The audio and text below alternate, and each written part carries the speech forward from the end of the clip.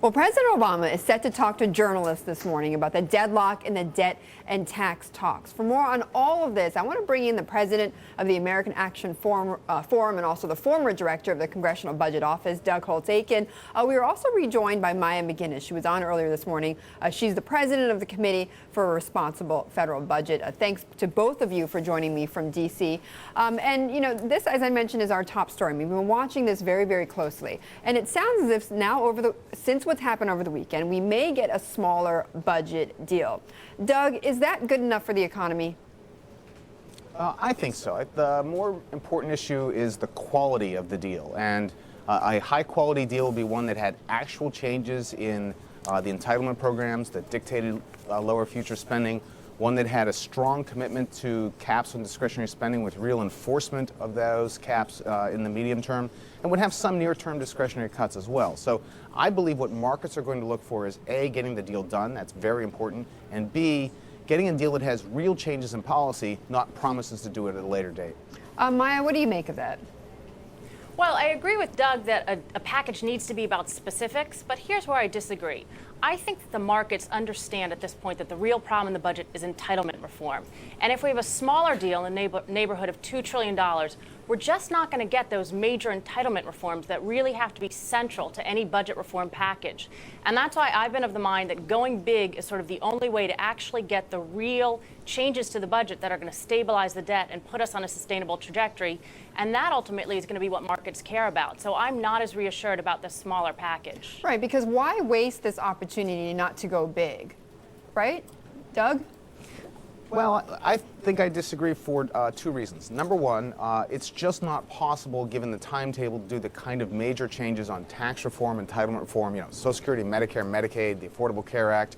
We have problems across the range of the budget, and the timetable just really does dictate that you can't get that all done. The second is that for those changes to be real and durable, they do have to be more carefully thought out and involve both parties in a deliberative fashion. And if you take tax reform, for example, suppose we did a tax reform between now and you know, the end of August. You'd have various special interests in the business community and elsewhere litigating the fact that they weren't really consulted. They try to unwind that tax reform, and I'm afraid it wouldn't last. So I'm happy to get a high-quality deal.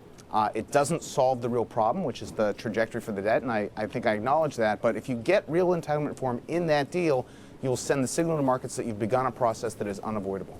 Let me just play for both of you a soundbite from my Warren Buffett interview where he talked quite a bit about what's going on with the debt talks. Just listen to what he had to say.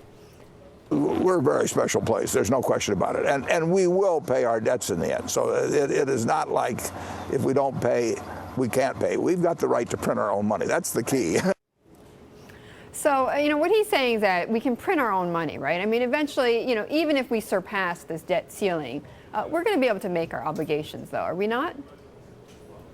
Who wants to take that? I Maya? at least think that, look, I think you have to acknowledge the reality that we are not exempt from the laws of arithmetic, and the dynamics of the debt accumulation are inexorable, and we're not exempt from the laws of economics. And if we do not change the trajectory of our debt, it isn't going to matter whether we're on payment or not. What the international markets will see is a trajectory that's unsustainable, and what we will pay is maybe not a price in the form of a default, but a price in the form of poor economic performance, and that's a price that's much too high. Maya, no, go ahead.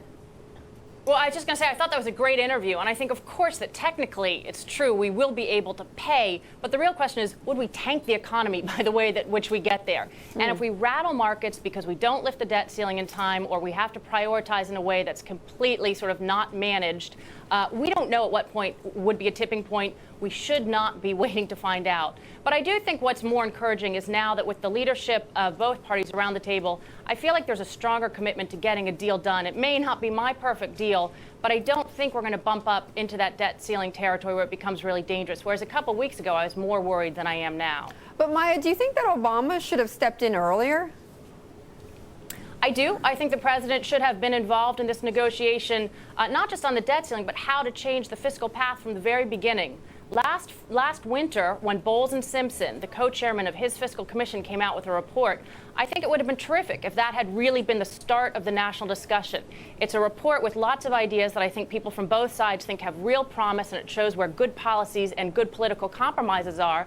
And I think if the president had sort of taken that and used that as the starting point for his own budget, we'd be a lot farther along than we are now. I think it's great that he's as involved now, but it would have been helpful to get all these discussions started months ago. Doug, do you think he made a difference here? He's been making a difference? Not yet, but he has an obligation to make sure that the debt ceiling gets raised. Ultimately, the party in power has that duty, and the Democrats still control the White House and the Senate. He has an obligation to explain to his fellow Democrats that they're not going to get a deal that raises taxes. They didn't do that when they controlled the House and the Senate and the White House. They didn't do that in December. They're not going to do it now. They're going to have to do what is right for the economy, raise the debt ceiling, cut spending, and get it done in a timely fashion.